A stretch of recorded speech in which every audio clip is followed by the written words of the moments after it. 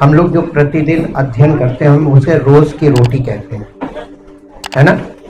अगर आप भोजन करना बंद कर देंगे ना तो आपके अंदर एनर्जी खत्म हो जाएगी।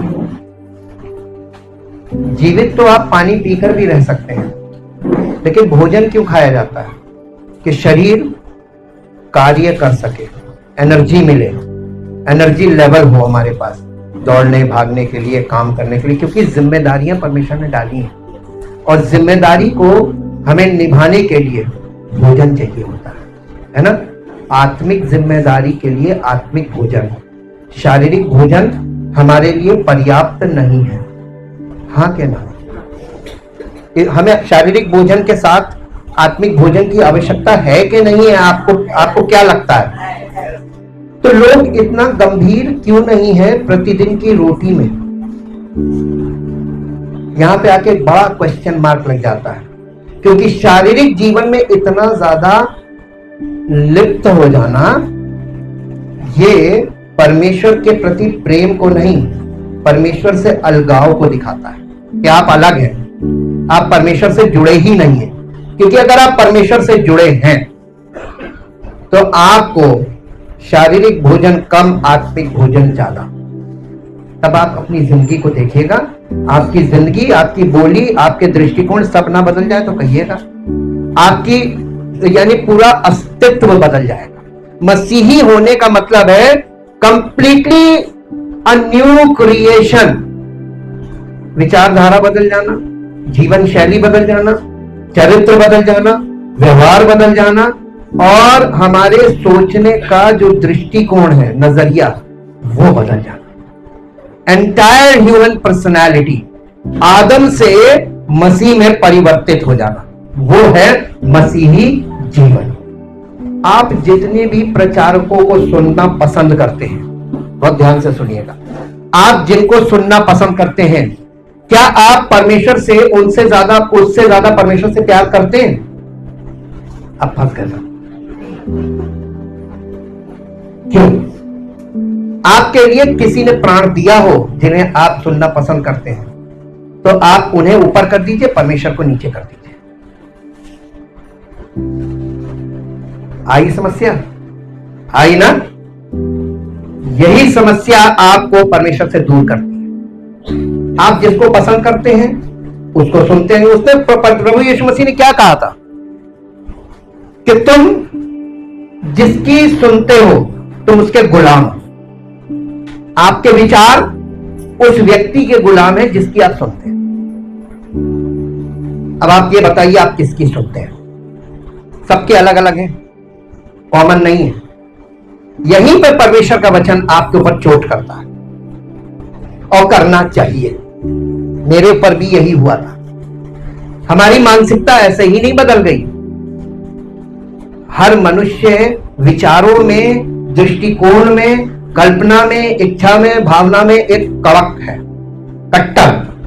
और ये कट्टरता उसके विचारों में होती है, उसकी जिंदगी में नहीं पाई जाती। जिंदगी में बड़ा वो आपको हम्बल पर्सन मिलेगा, लेकिन विचारों में वो कट्टर होगा। इतने 2025 वर्ष हो गए, परमेश्वर का वचन क्यों नहीं लोगों के हृदय में वो जगह पाया जो उसको बना लेनी चाहिए थी? एक्सेप्टेंस। लोग उसके विचारों को रिजेक्ट करते हैं, अपने आप को जिसको वो पसंद करते हैं, जिसके वो गुलाम है, उसकी सुनना चाहते हैं। हमने इस गुलामी को बहुत पहले पहचान लिया वचन के द्वारा, और इसमें हमने अपने आप को ऐसा सरेंडर किया कि प्रभु अब तो कुछ भी हो जाए,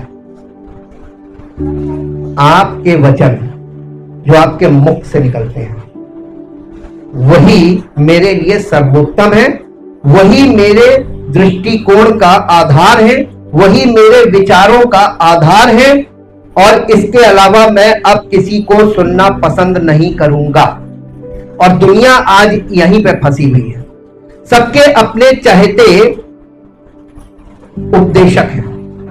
बाइबल में लिखा है तुम में बहुत से उपदेशक ना हो, क्योंकि उपदेशक ज्यादा दोषी ठहरेंगे।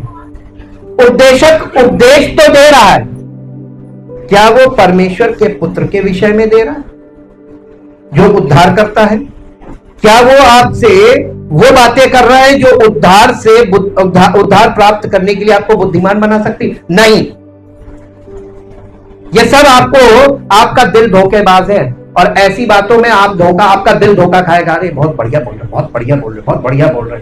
आप बोलने वाले को अप्रिशिएट कर रहे हैं, उसने जो बोला है उससे आपको क्या मिला, result at the end of the life.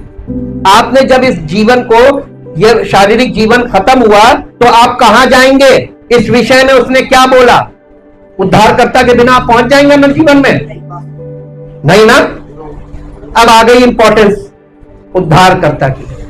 Bible क्यों यीशु मसीह पर केंद्रित है? The centre point of the Bible is Jesus Christ. Why? आपके दिमाग पर जोर मत डालिएगा, क्योंकि आप जोर डाल नहीं पाएंगे, क्योंकि हम जो आपको बताने जा रहे हैं उसको अगर आप सुनेंगे ना तो आपको यह पता चल जाएगा कि आज आप भटक क्यों रहे हैं। शारीरिक रूप से नहीं भटक रहे हैं, आप आत्मिक रूप से भटक रहे हैं। आपका मन भटकने वाला मन है। क्यों? बाइबल जो है वो शब्दों में बात नहीं करती है, इसीलिए स्टडी की जरूरत होती है। इसीलिए परमेश्वर का पवित्र आत्मा से प्रेरित और पवित्र आत्मा के वश में एक व्यक्ति होना चाहिए जिसके द्वारा आप परमेश्वर की बातों को समझ सकें। आपको भाषा में आप पढ़ लेंगे, आपने क्या पढ़ी? भाषा। अर्थ कहां से लाएंगे? अगर आप अपना अर्थ लगाएंगे तो और डबल फंस जाएंगे, क्योंकि उसका अर्थ निकालना अपने शब्दों में, अपनी दृष्टिकोण में, यह महापाप है और इससे आप और फंस जाएंगे, जैसा कि दुनिया में चल रहा है। आप अपनी मानसिकता का शिकार हो जाएंगे और फिर आप कहीं के नहीं रहेंगे। संसार आपको ग्रहण नहीं करेगा और प्रभु भी आपको ग्रहण नहीं करेगा, आप अधर्म में लगेंगे। हालेलुया। परमेश्वर ने हमको संसार से निकाला, ठीक वैसे ही जैसे उसने इस्राएलियों को मिस्र से निकाला था, वैसे ही हमें संसार से निकाला। लाल समुंदर जो पार करना दिखा रहे हैं वो दिखाया गया है क्रूसीफिक्शन को, कि परमेश्वर ने हमको गुलामी से, संसार की गुलामी से या पाप की गुलामी से हमें निकालने के लिए अपने पुत्र का बलिदान किया। उसमें इजरायलियों का कोई रोल नहीं था लाल समुंदर पार करने में। लेकिन लाल समुंदर के बाद और प्रतिज्ञा किए हुए स्थान पर या किंगडम ऑफ गॉड में प्रवेश करने से पहले सारा खेल वहीं पर बिगड़ गया। हाँ के ना, 40 साल तक घूमते रहे, कहां पहुंचे? नहीं पहुंच पाए ना। आज वही दशा मसीहों के सामने खड़ी है। आप संसार से तो निकाल लिए जाते हैं, आप प्रभु के पास आ जाते हैं कलीसिया में। लेकिन अगर आप कलीसिया में आने के बाद आपके अंदर जो संसार का आत्मा है, मिस्र है, वो आपके अंदर से जब तक नहीं निकलता तब तक आप वहां नहीं पहुंच पाएंगे। हालेलुया। बाइबल छवियों में बात करती है। किस में बात करती है? आदम में ये एक छवि है, मसीह में ये दूसरी छवि है। आप आदम में हैं, ये आपकी छवि, आपके स्वभाव, आपके व्यवहार, आपके दृष्टिकोण, आपके चाल चलन, इन बातों पर डिपेंड करता है एडमिक नेचर। और आप मसीह में हैं, यहां पर फिर वही आ गई छवि कि उसकी छवि आप में क्यों नहीं दिख रही है। आप में आदम क्यों दिख रहा है, आप में मसीह क्यों नहीं दिख रहा है? हालेलुया। अब आप में कौन दिख रहा है? आप आईने के सामने खड़े होंगे या आपके आसपास के लोग आपके साथ कैसा व्यवहार कर रहे हैं, आपको कैसे एक्सेप्ट कर रहे हैं, उस पर आधारित है कि आप आदम में हैं कि आप मसीह में। आप लिख कर ले लीजिए, अगर आप मसीह में होंगे, आप आदम में हैं, तो आपको सब लोगों का समर्थन प्राप्त होता रहेगा। यही धोखा है। लोगों को लगता है कि देखो सब हमको मानते हैं, सब हमको प्यार करते हैं, सब हमारे साथ, सब हमारे लिए हमारे साथ खड़े हैं। इसका मतलब कि आप आदम में हैं। अगर आप मसीह में होंगे, आपके साथ कोई नहीं खड़ा होगा। यह है छवि। आप छवि पकड़ना सीखिए, छवि को पहचानना सीखिए, जिसे शैडो कहते हैं, जिसे परछाई कहते हैं। बाइबल सबसे ज्यादा शब्दों में नहीं, परछाइयों में बात करती है। और ये पवित्र आत्मा के वरदान के बिना परछाई पहचानना असंभव है। हालेलुया। आज हम एक परछाई पे थोड़ा सा ध्यान केंद्रित करेंगे। बाइबल में वो केंद्र है, बाइबल का केंद्र बिंदु है भेड़। क्या चीज? भेड़। भेड़ की क्या विशेषता? इसकी छवि में जाइए, आप शब्द पढ़ लेते हैं, हम तो उसकी चराई की भेड़े हैं। आपने अपने आप को चराई की भेड़े डिक्लेयर कर दिया, मान लिया हम उसकी चराई की भेड़े हैं। लेकिन आप भेड़ों के बारे में क्या जानते हैं? आप शहरी लोग हैं, आधुनिक युग के लोग हैं, है ना? आपको भेड़ों से कोई लेना देना नहीं, दूर दूर तक। आपके पूर्वजों को भी नहीं मालूम था भेड़े। हालेलुया। लेकिन बाइबल में आप आरंभ से देखिए तो भेड़े चली आ रही। अब मैं आपको पहले सार बोलूंगा, बाइबल का सार, भेड़े क्यों केंद्र बिंदु है। देखिए, बाइबल में किसी पुराने व्यक्ति ने जो पहली सदी की कलीसिया से रिलेटेड था, चेलों का चेला था, उसने एक बात बोली कि पुराने नियम में चरवाहों के लिए भेड़ें कुर्बान की जाती थी। बिल्कुल सही, मूसा के तंबू में भेड़ें कुर्बान होती थी चरवाहों के लिए। लेकिन मेरे को निकाल के पढ़ लीजिए, चरवाहों के लिए भेड़ें कैसे कुर्बान होती थी। उत्पत्ति की पुस्तक, उसका 4 अध्याय और उसका 4 पद पढ़िए। उत्पत्ति की पुस्तक 4 अध्याय का 4 पद, काइन और हाबिल की कहानी है ये। और हाबिल भी अपनी भेड़ बकरियों के कई एक पहलौठे बच्चे भेड़ चराने ले आया। देखिए, वो चरवाहा था और उसके लिए उसने अपने लिए भेड़ को कुर्बान किया। पुराने नियम में the whole new Old Testament, वहां पर पूरे पुराने नियम में चरवाहों के लिए भेड़ें कुर्बान होती थी। हाँ, भेड़ें कुर्बान होती थी। पहले आप सार पकड़िए, भेड़ें कुर्बान होती थी। लेकिन नए नियम में क्या हुआ? भेड़ों के लिए चरवाहा कुर्बान हुआ। बिल्कुल उल्टा है कि नहीं है? तो आप पुराने नियम को नए नियम से सीधा सीधा कनेक्ट नहीं कर सकते। अगर कोई आपको झूठी शिक्षा में धोखा दे रहा है, पुराने नियम की आयतें पढ़वा रहा है और आपसे कह रहा है आप विश्वास कर लो, आपको प्रभु आशीष देगा। जैसा कि पुराने नियम में लिखा है, यदि तुम मेरी उपासना करोगे तो वो तुम्हें, यदि तुम उसकी उपासना करोगे तो वो तुम्हें तुम्हारे अन्न जल पर आशीष देगा। लोगों ने ये बात तो आपको पढ़ के सुना दी और आप गदगद हो गए। हाँ, मैं विश्वास करता हूं, अब मैं उसकी आराधना करूंगा। आप आराधना करने के लिए कलीसिया में आ गए और आराधना करने लगे, जैसा कि तमाम कलीसियाओं में लोग आराधना कर रहे हैं। लेकिन उसने मेन बात छिपा दी। वो कौन सी वाचा में ये बात बोली गई है? नई वाचा में क्या पुरानी वाचा? पुरानी वाचा में परमेश्वर किससे बात कर रहा था?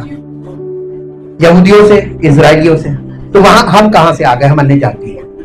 नए नियम कहता है उस समय तुम परमेश्वर से अलग, उसकी वाचा से अलग थे। तो जब हम वहां थे ही नहीं, हमारा वहां पे इन्वॉल्वमेंट नहीं, हम वहां पे कनेक्ट नहीं है, तो हम कैसे इस बात पे विश्वास कर लेते? भेड़। मालूम क्यों? भेड़ के पास विवेक नहीं होता। बहुत बुरा लगेगा सुनकर, विवेकहीन प्राणी होता भेड़। और आप अपने आप को क्या मानते हैं? देखिए, पुराने नियम में परमेश्वर की प्रजा को क्या कहा गया? भेड़। क्यों कहा गया? क्योंकि वो बहुत बुद्धिमान थे, आसानी से भटकने के लायक। भेड़ भटक जाती है। भेड़ में एक शब्द, भेड़ के अंदर बाइबल में इतना छिपा हुआ है, सूटकेस भरा हुआ है। समय कम पड़ जाएगा आपको बताने में, और आपको समय कम पड़ जाएगा उसको समझने में। आपको जिंदगी लगानी पड़ेगी इसको समझने में। हालेलुया। आप जब तक समर्पित नहीं होंगे वचन के प्रति, आपको इतना सा भी प्रकाश नहीं मिलेगा। हम पक्की बात आपको बता रहे हैं, importance of the study of the word of God. परमेश्वर के वचन पे केंद्रित होना, केवल संडे को आना, सुनना, चले जाना, हफ्ते भर भेड़ की तरह भटकते रहना। और हर बार आप भटकी हुई भेड़ बन के आएंगे तो उद्धार का काम कब शुरू होगा? ये जमाने से कलीसियाओं के साथ होता आ रहा, 2025 वर्ष हो गए, सब भटक रहे। कहीं से एक सिरे से शुरू करके एक लेवल पर पहुंचना चाहिए था, नहीं पहुंचे। कारण क्या है? वचन को पूरी तरीके से अंडरस्टैंड नहीं किया। हफ्ते में एक दिन अगर आप वचन सुनेंगे और हफ्ते में 6 दिन आप अपने मन के प्रचारकों को सुनेंगे तो क्या होगा? ठीक वैसे ही होगा जैसे आप दवाई भी खा रहे हैं और जो भोजन आपको नुकसान पहुंचा रहा है उसको दमादम खा रहे हैं और आप ये सोच रहे हैं दवाई तो खा रहे हैं। आपका केस क्या होगा? मेडिकल के हिसाब से गौन केस हो जाएगा। हालेलुया। ये आपका जीवन है, आप अपने जीवन को पहचाने। भेड़ परमेश्वर की प्रजा है। पुराने नियम में भेड़ पालन मुख्य व्यवसाय हुआ करता था। आप उत्पत्ति की पुस्तक उठा के पढ़ लीजिए, यूसुफ, याकूब, ये सब भेड़ पालते थे। ये अब्राहम के वंश के लोग थे। इनका व्यवसाय जो था, प्रमुख व्यवसाय, मेन बिजनेस भेड़ पालन था। भेड़ पालन से क्या फायदा होता है? भेड़ के बालों से हमको ऊन मिलता है और ज्यादातर जो ठंडे देश है ना, उनको गर्म कपड़ों की ज्यादा जरूरत है, उन्हें पूरे साल जरूरत पड़ती है। हम लोगों को इतनी जरूरत नहीं, इसलिए हमको भेड़ पालन की भी जरूरत नहीं है।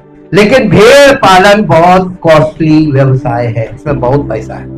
केवल भेड़ ऊन नहीं देती, भेड़ों की खाल भी काम की होती है, भेड़ों का दूध भी काम का होता है, भेड़ों का मांस भी खाया जाता है। मिलिट्री में सारी सप्लाई भेड़ के मीट की होती है। हालेलुया। भेड़ का कोई भी अंश बेकार नहीं होता, पूरी की पूरी भेड़ काम की होती है। हालेलुया। ठीक, अब देखिए, नए नियम में भेड़ प्रभु यीशु मसीह के अनुयायियों को संबोधित किया गया है। कुछ पद पढ़ेंगे, देखेंगे। भजन संहिता उसका 100 अध्याय, भजन संहिता उसका 100 अध्याय और उसका 1 से 3 पद तक पढ़ दीजिए। भजन संहिता 100 अध्याय 1 से 3 पद। हे सारी पृथ्वी के लोगों, यहोवा का जय जयकार करो, आनंद से यहोवा की आराधना करो, जय जयकार के साथ उसके सन्मुख आओ, निश्चय जानो यहोवा ही परमेश्वर है, उसी ने हमको बनाया और हम उसी के हैं, हम उसकी प्रजा है। प्रजा का मतलब क्या होता है? भेड़े। इन भेड़ों की अगुवाई कौन करता है? हमारा देश और पूरे दुनिया के सारे देश, वहां की जो प्रजा है वो भेड़ है। और उन भेड़ों की अगुवाई कौन कर रहा है? लीडरशिप ना गवर्नमेंट कर रही है। गवर्नमेंट कर रही है। जिस दिशा में पब्लिक को ले जाना, जिस दिशा में पब्लिक जाना चाहती है उस दिशा में लेके जा रही। भेड़ों की चॉइस से कर रही है, अपनी चॉइस के लिए ही कर रही है। और भेड़ों की चॉइस उनकी फायदे के लिए। भेड़ों को क्या चाहिए? आज के, हम अपने देशों की बात करते हैं, आज हमारे देश के युवा जवानों को क्या पसंद है? इंटरनेट फ्री में मिल जाए। सरकार कोशिश करेगी आपको अनलिमिटेड मिले। फ्री तो नहीं मिलेगा, लेकिन आपको मिनिमम में अनलिमिटेड दिया जाए। लालच दे दो ताकि ज्यादा से ज्यादा लोग उसी में घुसे रहें। उससे गवर्नमेंट को क्या फायदा? लीडरशिप को क्या फायदा? कोई विरोध करने वाला नहीं। हम जो मन में आए वो करें, मनमानी करें, कोई बोलेगा नहीं करो, क्योंकि हमारे जवान जो हैं वो अपनी विलासिता में फंस गए। हालेलुया। क्या हो रहा हमारे देश में? भेड़ों की मनमानी पूरी की जा रही है। सब भेड़े जो चाहती है वो लोग, पब्लिक जो चाह रही है, लीडरशिप वो कर रही है, उसमें लीडरशिप को फायदा है। तुम्हें ये चाहिए, ये लो, कोने में बैठो, हम अपने मन की कर रहे हैं। पूरी दुनिया में ये हो रहा है, ये ग्लोबली हो रहा है। यही न्यू बेबीलोन खड़ा हो रहा है। ये बेबीलोन खड़ा हो रहा है, आपको दिखाई नहीं देगा क्योंकि आप वचन से बिल्कुल दूर हैं, कोसों दूर, अंडरस्टैंडिंग जीरो, और आप अपने आप को बुद्धिमान मानते हैं। ये सबसे बड़ी दुख की बात है।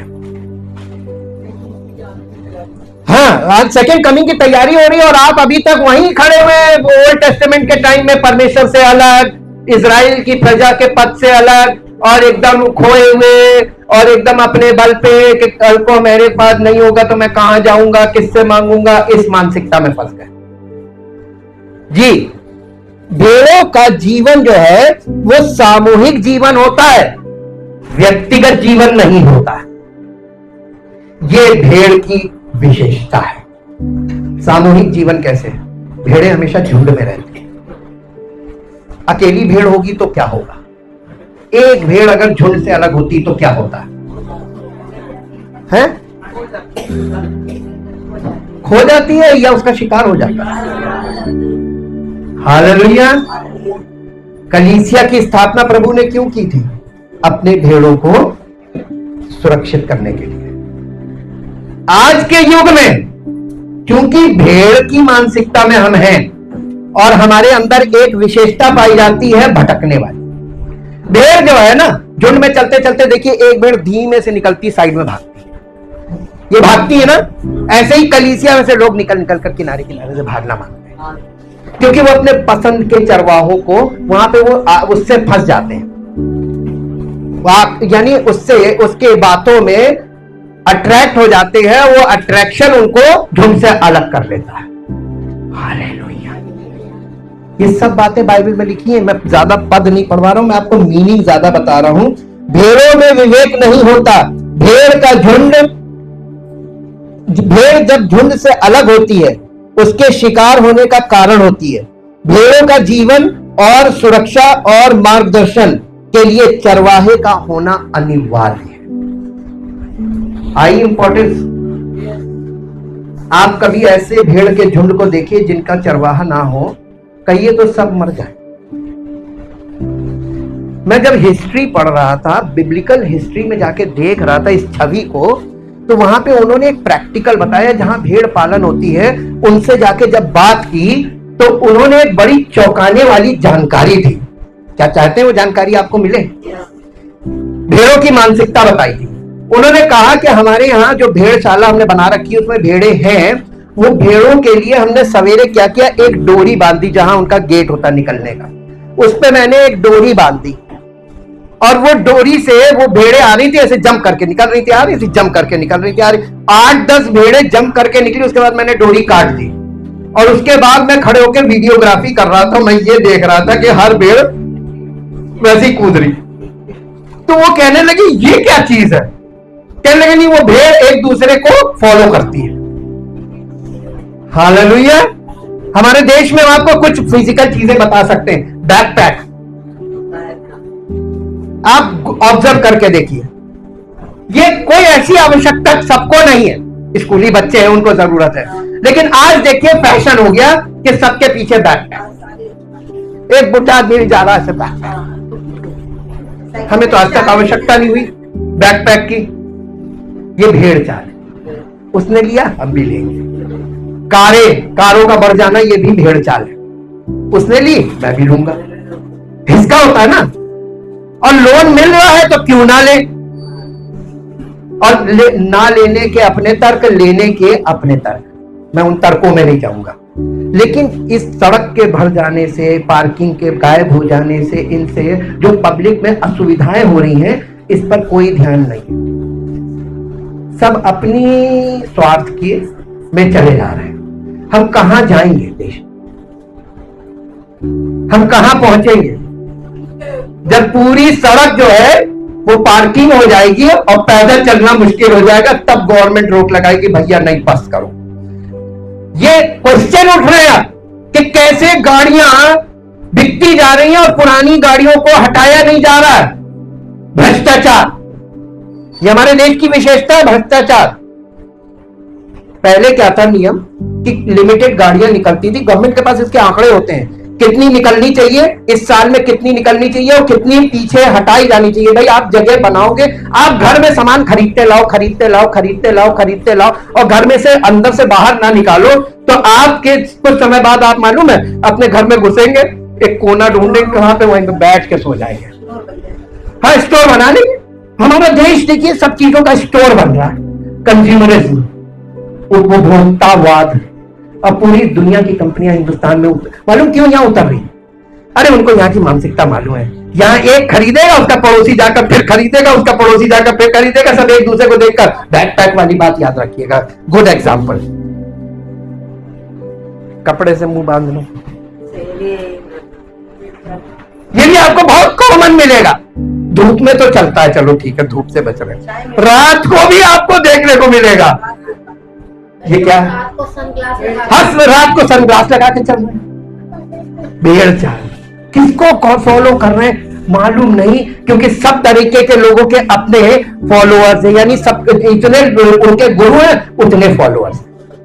तो जितनी जनता है सबके अपने अपने नहीं, अपने अपने उपदेशक हैं, और इसीलिए कोई किसी निष्कर्ष पे नहीं पहुंच पा रहा। और आप ऐसे में मसीहत ढूंढ रहे, कहां मिलेगी? हर डिनोमिनेशन का अपना यीशु, हर डिनोमिनेशन का अपना सुसमाचार, हर डिनोमिनेशन की अपनी शिक्षा, हर डिनोमिनेशन का अपना एक कल्चर, ट्रेडिशन। आपको यीशु कहां मिलेगा? पवित्र आत्मा कहां मिलेगा? है कोई गुंजाइश? पौलुस ने पहली सदी की कलीसिया के समय ये प्रश्न उठाए थे, जो आज हमारे सामने फसल बन के खड़ी हुई है और हम भटक रहे हैं। तो वहां तक पहुंचना, देखिए यीशु मसीह ने क्या कहा था, कोई मुझ तक नहीं पहुंच सकता जब तक कि पिता उसको मेरे पास न भेजे। तो पहला काम, मालूम इसमें भी एक भेद है। पिता का मतलब है पुराने नियम की शिक्षा, foundational teaching about Jesus Christ. वहां की स्टडी के बिना कोई यीशु मसीह तक नहीं पहुंच सकता। यही तो पौलुस ने लिखा था कि व्यवस्था हमें मसीह तक पहुंचाने के लिए शिक्षक की तरह काम करती है। तो बाइबल स्टडी किस चर्च में होती है, जिस लेवल पे हम लोग उतर के कर रहे हैं? कहीं नहीं। पहली सदी की कलीसिया में शुरुआत काहे से हुई थी कलीसिया की? प्रेरितों की शिक्षा से। उस समय बाइबल नहीं छपी थी, उस समय नया नियम नहीं था। ओल्ड टेस्टामेंट में व्यवस्था, इतिहास और भविष्यवक्ताओं की पुस्तकें थी, यानी कुल मिला के पुराना नियम था। प्रेरित कहां से शिक्षा देते थे यीशु मसीह के विषय में? पुराने नियम से। इसका मतलब फाउंडेशनल टीचिंग होना जरूरी है, जो आज कलीसियाओं में माइनस है। दूसरी बात, ये इसलिए माइनस है क्योंकि पवित्र आत्मा से प्रेरित और परमेश्वर की आत्मा के द्वारा नियुक्त व्यक्ति नहीं है कलीसियाओं में। सब अपने अपने अपने अपने एजेंडे चला रहे हैं कलीसियाओं में, इस कारण से है ये। और भेड़े, परमेश्वर के लोग अपने आप को धोखा दे रहे हैं, अपने दिल को धोखा दे रहे हैं। हम तो मसीही हैं। कौन से? जब कोई कहता हम तो मसीही हैं, तो डायरेक्ट क्वेश्चन आता कौन से? डायरेक्ट क्वेश्चन पे हम नहीं जाएंगे। कौन से वो माले में तो बहुत है, करोड़ों। आप कौन से हैं ये आप वचन में जाके देखिए कि आप कौन से हैं। आप कहीं धोखा तो नहीं खा रहे हैं कि हम मसीह में हैं और हम हैं नहीं। जो हम हैं नहीं वो हम अपने आप को मान रहे हैं, और जो हम हैं वो मान नहीं रहे कि हम नहीं हैं। यही तो यहूदी लोग धोखा खाए थे। वो कह रहे थे हम तो परमेश्वर के लोग हैं। परमेश्वर ने उनको इतना पिटवाया, इतना शुरू से पिटवाया। और जब वो पिट जाते थे ना, तो वो रोते पीटते हटते थे, मूसा के पास कहते थे हमने पाप किया, हमने पाप किया, हमने पाप किया। तो मूसा कहता था पाप किया तो पश्चाताप करो। पश्चाताप भी करते थे कितने दिन के लिए, हैं? पश्चाताप आज के लोगों का कैसा है मालूम है? जैसे चाइना का एक प्रोडक्ट चला तो नहीं, चला तो बरसों, नहीं तो तुरंत, किसकी कोई गारंटी नहीं है। आज के लोगों के पश्चाताप की कोई गारंटी नहीं, ये बाइबल बताती है। मालूम है जब पवित्र आत्मा से प्रेरित वो यूहन्ना बपतिस्मा देने वाला था ना, उसने शास्त्रियों फरीसी को देखा, कहने लगे हे सांप के बच्चों, तुम्हें किसने जता दिया, आने वाले क्रोध से भागो। पहले जाकर वो बपतिस्मा देने आए थे, उन्हें ना मैं दूंगा नहीं, पहले जाकर मन फिराव के योग्य फल लाओ, यानी साबित करो कि तुमने पश्चाताप किया। यह नया नियम आपके भावुकता में बोली गई बातों को एक्सेप्ट नहीं करेगा जब तक आपको लॉन्ग टर्म में देखेगा नहीं कि तुम कितने वफादार हो। मालूम कैसे? जब मुसीबत में तुम परमेश्वर की महिमा करोगे। मुसीबत में ही तो उल्टी बोली निकलती है। आपको मालूम है, जब मैं टेक्निकल हूं इसलिए मैं आपको बता सकता हूं, जनरेटर पे, अब तो बड़े बड़े जनरेटर्स को डील करते थे, हमारी एक उस समय ट्यूनिंग हो गई थी। हम लोगों को यह सिखाया गया था सेंसस के द्वारा कैसे आपको ऑपरेटिंग करनी, कंट्रोलिंग। जनरेटर चल रहा है, नॉर्मल आवाज चल रही, नॉर्मल लोड पे नॉर्मल आवाज, हमारे कान ट्यून हो गए थे उससे कि नॉर्मल लोड पे क्या आवाज होगी। और जैसे ही लोड बढ़ता था आवाज उसकी वो क्या पाट पाट पाट, हम तुरंत कहते थे कुछ काटो। मालूम क्यों? आवाज सुनकर लोड ओवरलोडिंग हो गई। ओवरलोडिंग का जो टाइम कंपनी देती है वो 2.5 घंटे का होता है। 2.5 घंटे से ज्यादा ओवरलोडिंग चलेगी, जनरेटर उसी समय स्टॉप हो जाएगा 2.5 घंटे बाद, और कंटिन्यू प्रोग्राम चल रहा है। हम लोग आवाज सुनकर काम करते थे। पहला था सुनकर, दूसरा था मीटर का इस्तेमाल, मॉनिटरिंग होती है। तो हम ऐसी चीजों में हमने काम किया अपनी जिंदगी में जहां मॉनिटरिंग वाला पार्ट बहुत जबरदस्त। मेडिकल में थे तो वहां भी मॉनिटरिंग, वहां पे वो मॉनिटर लगे रहते हैं, मॉनिटरिंग करते थे, हर जगह मॉनिटरिंग वाला काम। और मॉनिटरिंग करते करते आदत पड़ गई है मॉनिटर करने की। हमें अब मालूम चला प्रभु क्यों ऐसे लोगों को तैयार करता, अपने लोगों को जिनसे वो अपना महत्वपूर्ण कार्य कराना चाहता, उनको हर फील्ड में ऐसा मांझता है कि ताकि वो परमेश्वर के इशारों को ट्यून रहे, उसकी आवाज पे ट्यून रहे, कि उसको आवाज पहचानी। आपको अब यहां आगे बताएंगे कि भेड़ों की विशेषताओं में आ रहे हैं। और देखिए भेड़ें जो है वो हमेशा सामूहिक रहती हैं, भेड़ों में विवेक नहीं होता है, भेड़ हमेशा झुंड में रहती है, अगर झुंड से अलग होती है तो शिकार हो जाती है।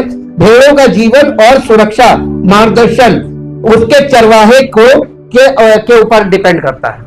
अब आप यहां पे आएंगे तो चरवाहे की बात करेंगे। आप जिसके विचार सुनते हैं, आप जिसके विचारों से ट्यून करते हैं अपने आप को डेली, आप उसकी मानसिकता में जा रहे हैं, आपके अंदर उसकी मानसिकता डेवलप हो रही है। क्या वो उद्धार करता है? द मेन क्वेश्चन इज, जिसको आप बहुत ध्यान लगाकर सुन रहे हैं, क्या वो उद्धार करता है? तो क्या आपको उद्धार मिलेगा? भेड़ों के पास विवेक नहीं होता। विवेक का मतलब होता है what is right, what is wrong, differentiate करना। ये भेड़ों के पास नहीं है। ये बाइबल बता रही है, मैं नहीं कह रहा हूं। ये मैं अपनी मानसिकता नहीं बोल रहा हूं, यहां पे आपको परमेश्वर के वचन से बता रहा हूं। और इसीलिए क्योंकि हम हफ्ते में इसी की स्टडी में उतरेंगे। विवेक होता तो चरवाहे की जरूरत नहीं पड़ती। भेड़ों को आप एक और हमने जब हिस्ट्री में पढ़ा तो उन्होंने बताया कि भेड़ें जो होती है एक खाई थी आगे, और चरवाहा उसका थोड़ा सा अलग हो गया, भेड़ें चरवाहों से दूर हुई और पूरा झुंड 2500 भेड़ों का झुंड उस चट्टान से ऊपर से भटाभट भटाभट भटाभट 400 भेड़ें जो नीचे गिरी वो तो मर गई, क्योंकि उनके ऊपर ढेरों भेड़ें गिरी। जो ऊपर गिरी वो बच गई। मालूम क्यों? क्योंकि नीचे वाली ने गद्दे का काम किया, जो मर गई, वो गुदगुदी हो गई। तो जो उसके ऊपर गिरी वो बच गई, लेकिन जो नीचे थी वो मर गई। यह है भेड़ चाल। भेड़ यानी चरवाहे के बिना कहीं भी जा सकती, वो अपने मन से चलेंगी तो फिर उनको दिखाई नहीं, वो एक भेड़ दूसरी भेड़ से पीछे जा रही, सट सट सट सट सट सट सट सट, बहुत स्पीड में चलती है। उसके पास अपना दृष्टिकोण नहीं होता है, उसके पास अंडरस्टैंडिंग नहीं होती है। इसीलिए परमेश्वर ने वचन दिया है अपने लोगों को, क्योंकि इसके बिना आप उस जीवन में प्रवेश नहीं कर सकते जो परमेश्वर हमें देना चाहता है। चरवाहे के बिना भेड़ें नाश हो जाती हैं। भेड़ें कुर्बानी के लिए होती हैं बाइबल के अनुसार। पुराने नियम में चल के देख लीजिए, मेरे साथ निकालिए, आपको मिलेगा निर्गमन की पुस्तक, उसका 29 अध्याय 29 चैप्टर और उसका 39 वर्ष पढ़िए। 29 चैप्टर का 39 वर्ष।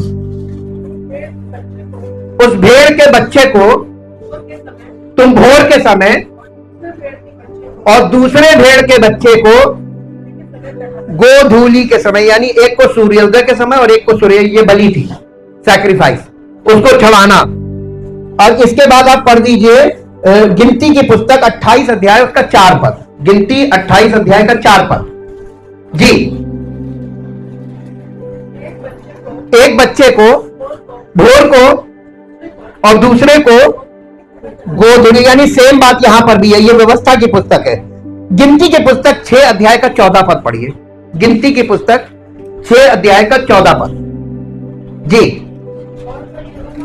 और वो यहोवा के लिए होम बलि करके 1 वर्ष का एक निर्दोष भेड़ का बच्चा, पाप बलि करके और 1 वर्ष की एक निर्दोष भेड़ की बच्ची फीमेल, और मेल बलि के लिए एक निर्दोष मेढ़ा। मेढ़ा का मतलब होता है मेमना, भेड़ का बच्चा जी। हाँ, ये चढ़ाने को बोला गया ना, कुर्बानी। इसके बाद निर्गमन 12 अध्याय का 5 पद पढ़िए। निर्गमन 12 अध्याय का 5 पद। तुम्हारा मेमना निर्दोष और पहले वर्ष का यानी पहलौठा नर हो, और उसे चाहे भेड़ों में से चाहे बकरियों में से लेना, चाहे भेड़ों में से लेना चाहे बकरियों में से लेना। ये पहला फसह का पर्व है जहां परमेश्वर ने उनको ये निर्देश दिया था। मत्ती रचित सुसमाचार उसका 25 अध्याय और उसका 32 पद पढ़िए। 25 अध्याय 32 पद जी। और सब जातियां उसके सामने इकट्ठी की जाए। किसके सामने? ले, ये मत्ती का 25 अध्याय ये न्याय के विषय में बात कर रहा है, न्याय के विषय में, सेकंड कमिंग। अब यीशु मसीह के सेकंड कमिंग का टाइम है। यहां पे क्या लिखा हुआ है? और सब जातियां उसके सामने। किसके सामने? न्याय वही करेगा, परमेश्वर पिता नहीं करेगा जी। और जैसा चरवाहा भेड़ों को बकरियों से अलग कर देता है, वैसे ही वो अब यीशु मसीह जब सेकंड कमिंग में आएगा तो भेड़ और बकरी अलग अलग करेगा। देखिए, बकरी का मतलब क्या है? मैं। कुछ समझ में आया? जब आप मैं करते हैं तो आप क्या है? भेड़ जो होती है ना, भेड़ चुप रहती है।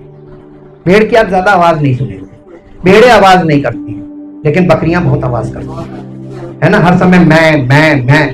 आप कलीसिया में आराम से, ये सामूहिक है। प्रभु यहां पर यही चेक करता है कौन भेड़ है कौन बकरी, अलग अलग करता है। ये काम कहां करेगा? कलीसिया में। ये मसीह के आने से पहले कलीसिया में क्या होगा मालूम? भेड़ों को बकरियों से अलग करेगा। कैसे? जो मैं करे उसको वो एक ऐसी लाइन में डाल देगा, जा बेटा तुम धीरे धीरे निकल लो।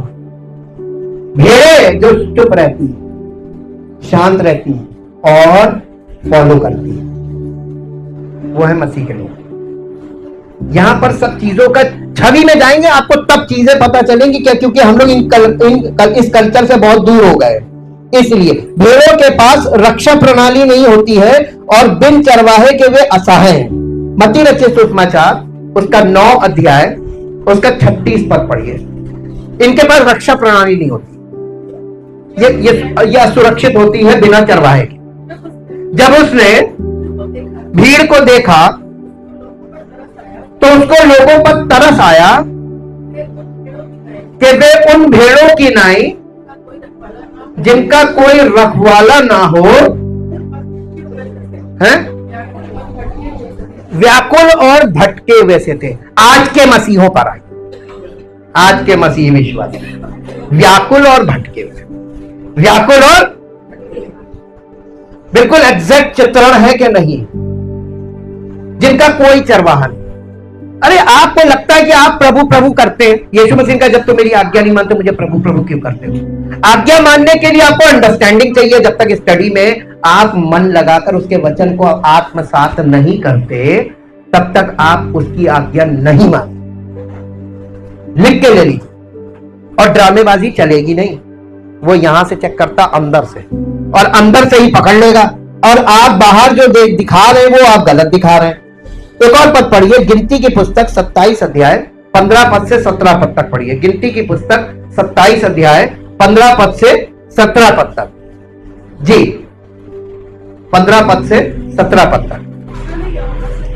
मूसा ने यहोवा से कहा, यहोवा जो सारे प्राणियों का सारे प्राणियों के आत्माओं का परमेश्वर है,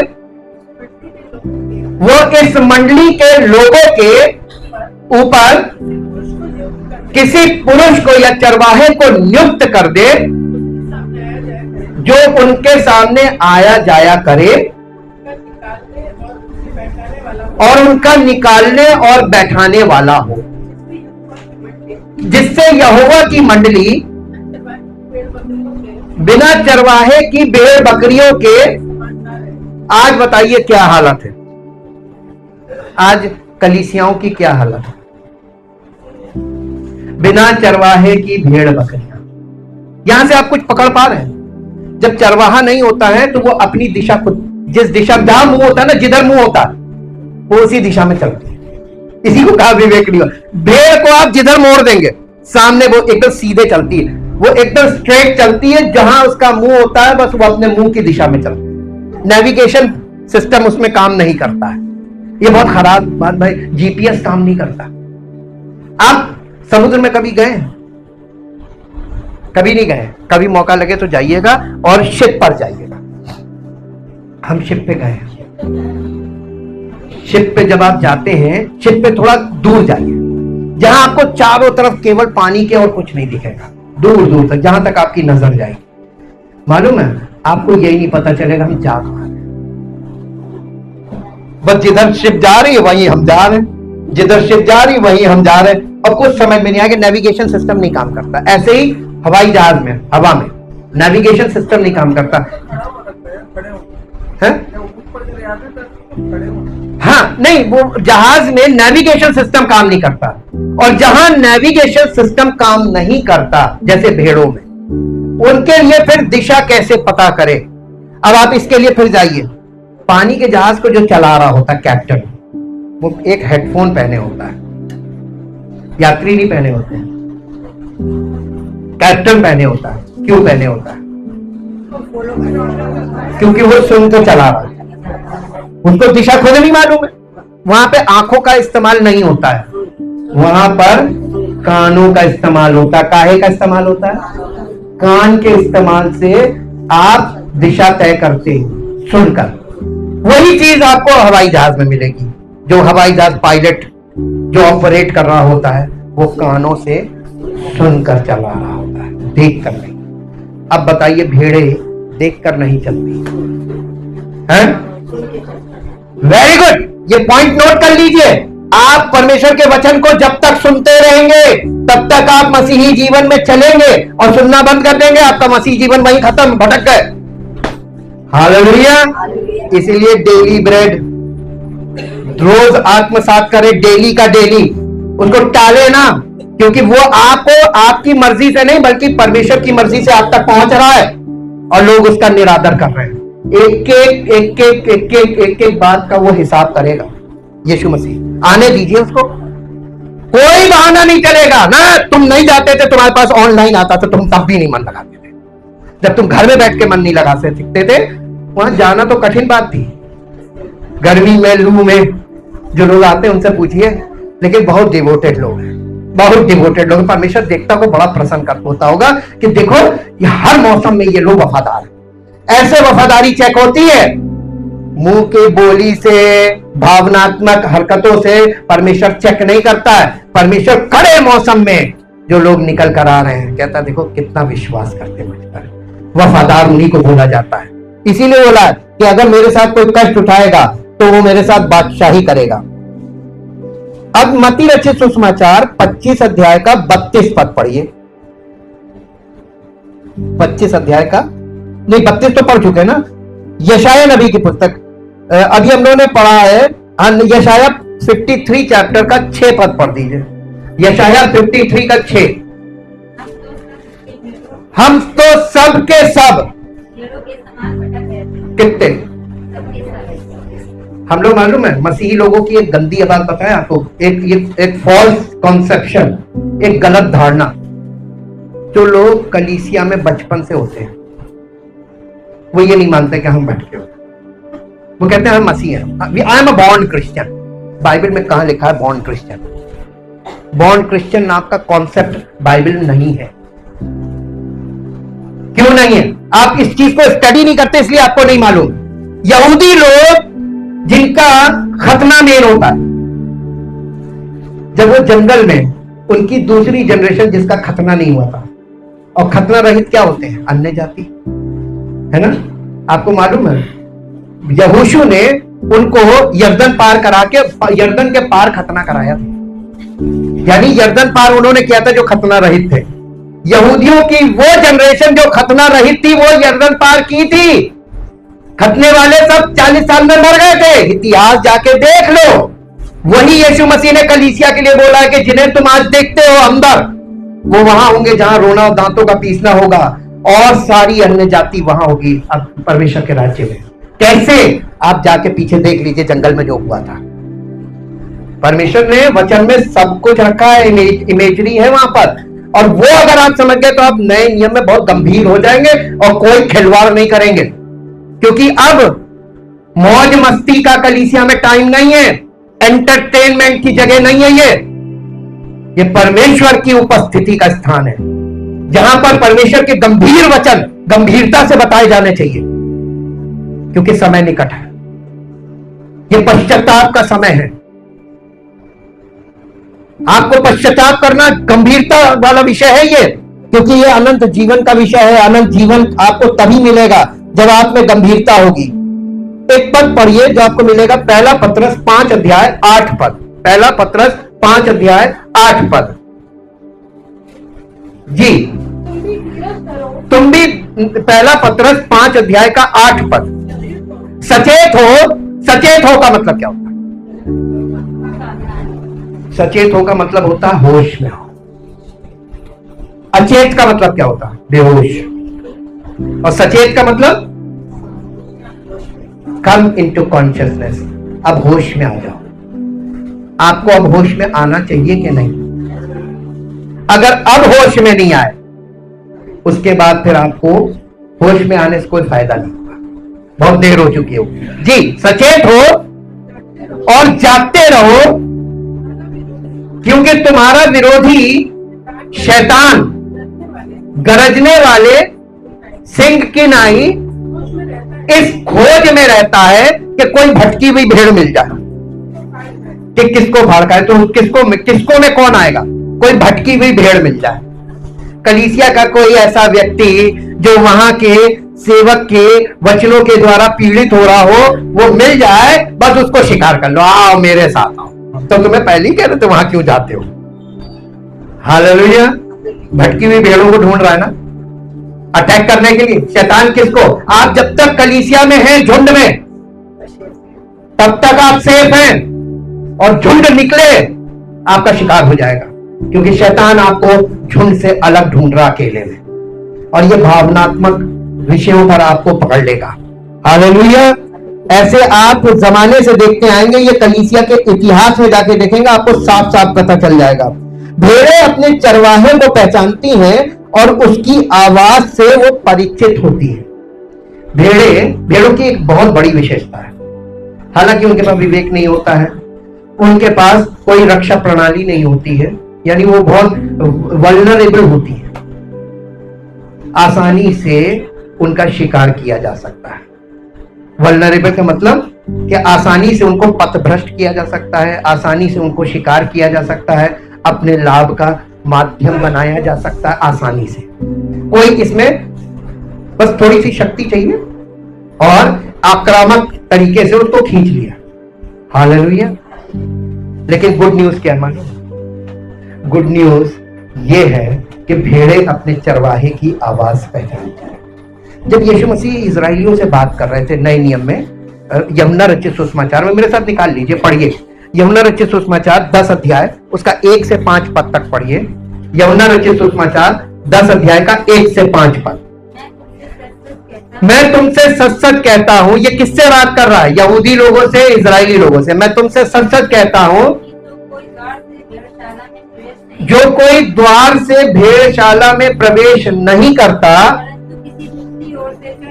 परंतु किसी दूसरी ओर से चढ़ जाता है, वो चोर और डाकू है।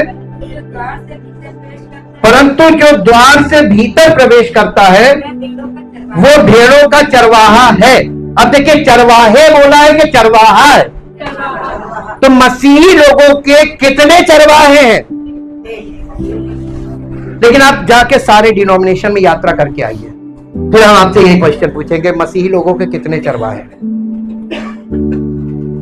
आपका उत्तर बदल जाएगा। कितने चरवाहे हैं?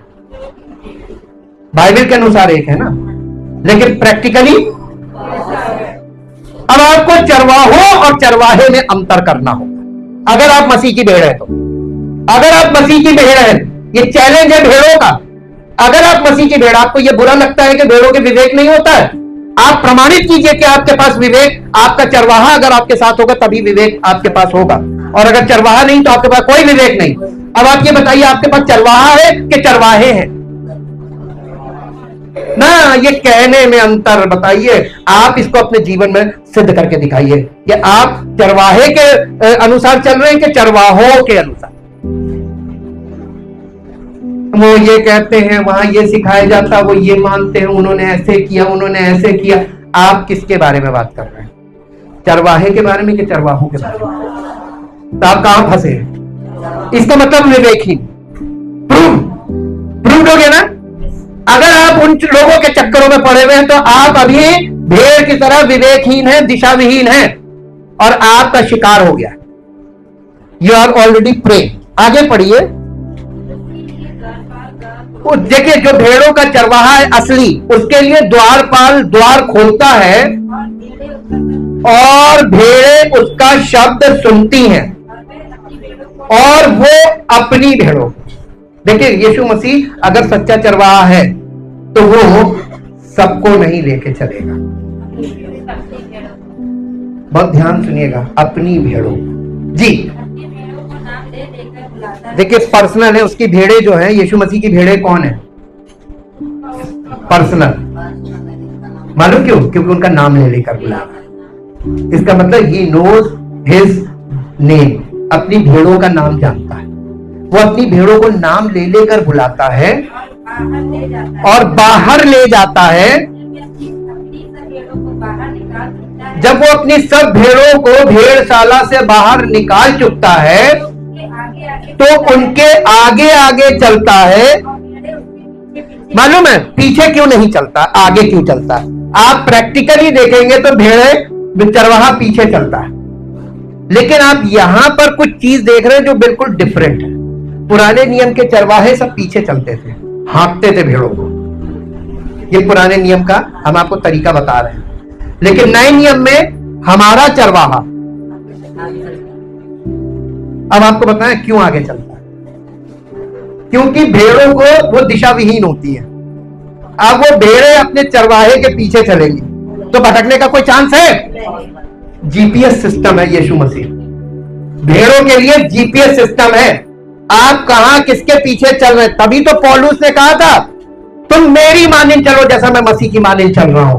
उसने अपने आप को फॉलो करने को बोला था क्योंकि मसीह उसमें वर्तमान था। मसीह उसमें वर्तमान था क्योंकि उसने पतरस को यही कहा था। उसने कहा हम 3 साल 3.5 साल प्रभु के साथ रहे हैं। उसने कहा वो मुझ में जीवित है। तो आप ये बताइए यीशु मसीह वर्तमान कहां था? पौलुस में। क्या आज कोई ऐसा सेवक है जिसमें मसीह का आत्मा वर्तमान है? आप उसके पीछे पीछे चलना शुरू कर दीजिए। वो आप यीशु मसीह को नहीं देख रहे हैं, वो देख सकता है। आप उसके पीछे चल रहे हैं तो आप किसके पीछे चल रहे हैं? हम सब उसके पीछे चल रहे हैं। हालेलुया।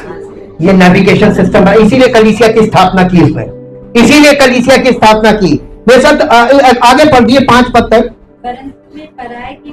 परंतु भेड़े जो है वो पराये के पीछे, ये यीशु मसीह कह रहा मेरी भेड़े पराये के पीछे नहीं जाएंगे। और अगर कोई पराये के पीछे जा रहा है तो यीशु मसीह कह रहा समझ जाओ वो मेरी भेड़ नहीं है। हालेलुया। आसानी से पता चलेगा ना। मूर्ख लोग भी पता कर लेगा। अगर वचन समझ गए तो उनको पता चल जाएगा ये छोड़ के भाग गया, ये गया। ठीक जी। परंतु पराये से भागेगी। क्यों? क्यों? भेड़ के, हमने आपको अभी बताया नेविगेशन सिस्टम सुनकर आप किसकी सुनते हैं?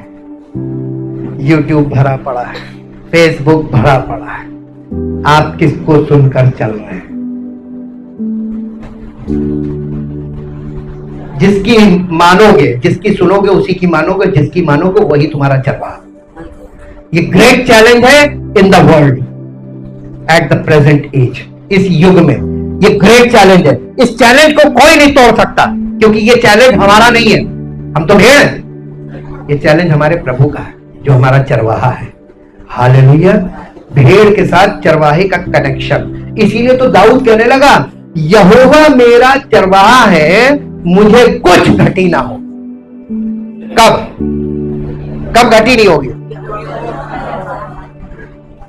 अगर आपके जीवन में आप चाहते हैं कि घटी ना हो, तो आपको उस चरवाहे की भेड़ बनना पड़ेगा।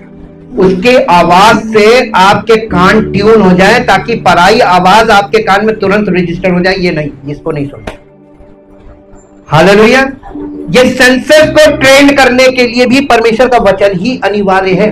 ये वचन हमको ट्रेन करता है कि हम क्या सुन रहे हैं, किसकी सुन रहे हैं और क्यों सुन रहे हैं। ये हमारी नियत पर क्वेश्चन है, हमारी नीति पर क्वेश्चन आता है, हमारी नैतिकता पे क्वेश्चन आता है। आज के युग में हमें किसकी सुननी चाहिए?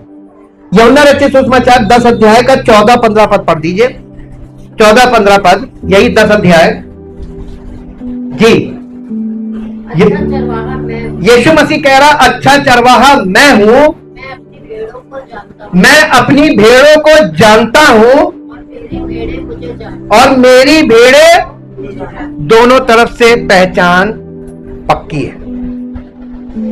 भेड़ें चरवाहों को जानती है और चरवाहा भेड़ों को जानता है। क्या आप यीशु मसीह को वैसे जान गए और यीशु मसीह आपको वैसे जान गया? व्यक्तिगत तौर पे जैसा होना चाहिए।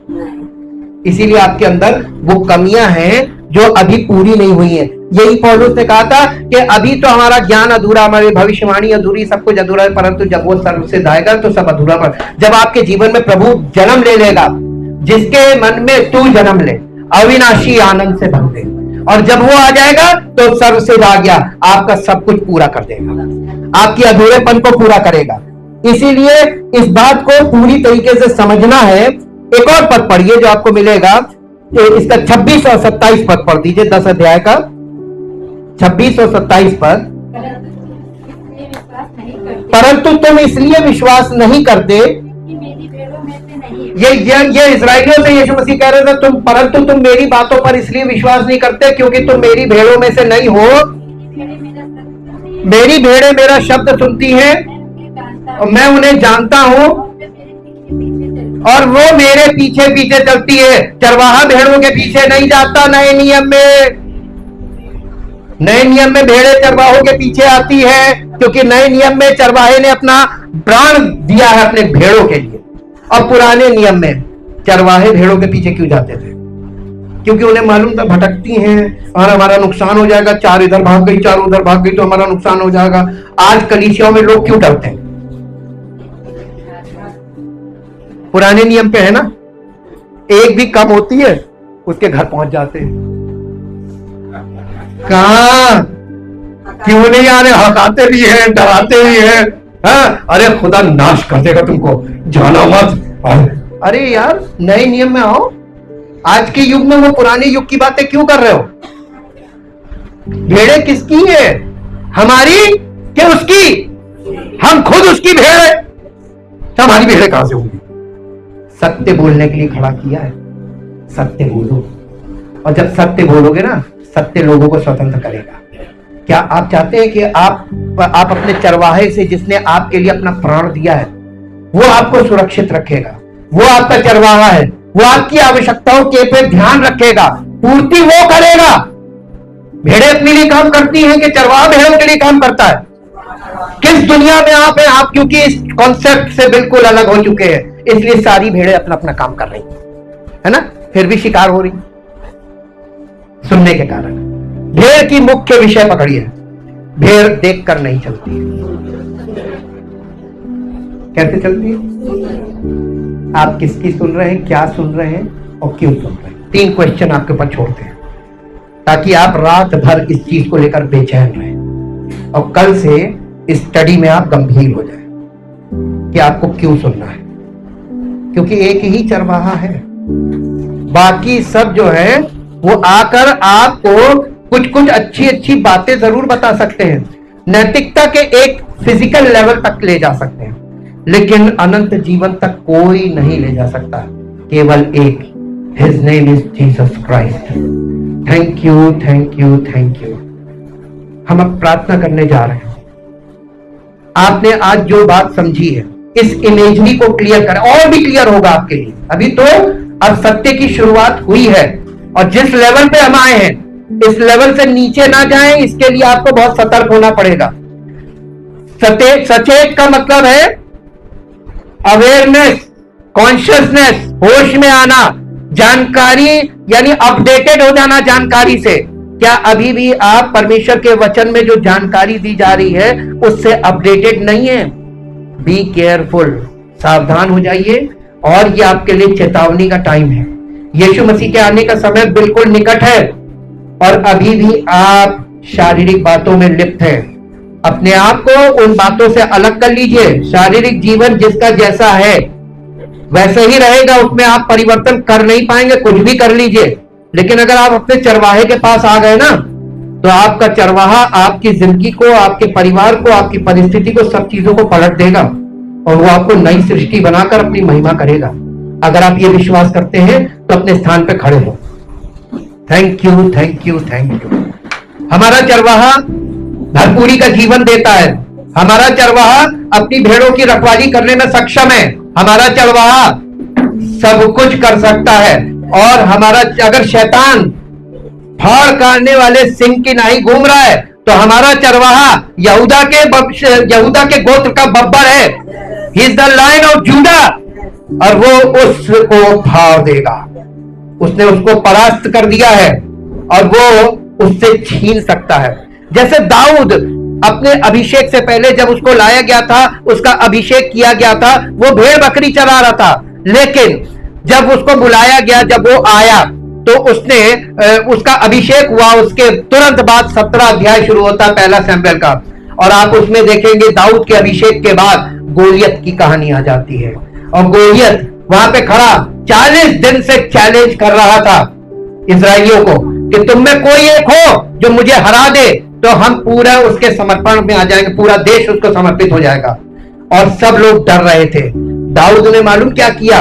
दाऊद ने एक बात याद की। उसने कहा कि मैं तुझे मारूंगा, जबकि वो छोटा बच्चा था। लेकिन उसके पास क्या एक्सपीरियंस था? उसको परमेश्वर ने क्यों अभिषेक किया? क्योंकि उसके पास चरवाही का अभिषेक था, उसके पास चरवाहे का दिल था। और चरवाहे का दिल ये था कि वहां पर आप पढ़ेंगे तो लिखा हुआ है कि वो शेर को और भालू को फाड़ देता था अपनी भेड़ों की रखवाली करने के लिए। और हमारा प्रभु दाऊद के वंश का प्रभु है। वो भी हमारे ऊपर अटैक करने वालों को फाड़ खाएगा, जैसे दाऊद फाड़ देता था। हमारा चरवाहा बहुत शक्तिशाली है, सर्व सामर्थी है, और वो हमारे साथ हमेशा बना रहता है। उसकी निगाहें हम पर लगी रहती, क्योंकि हम उसकी भेड़ है।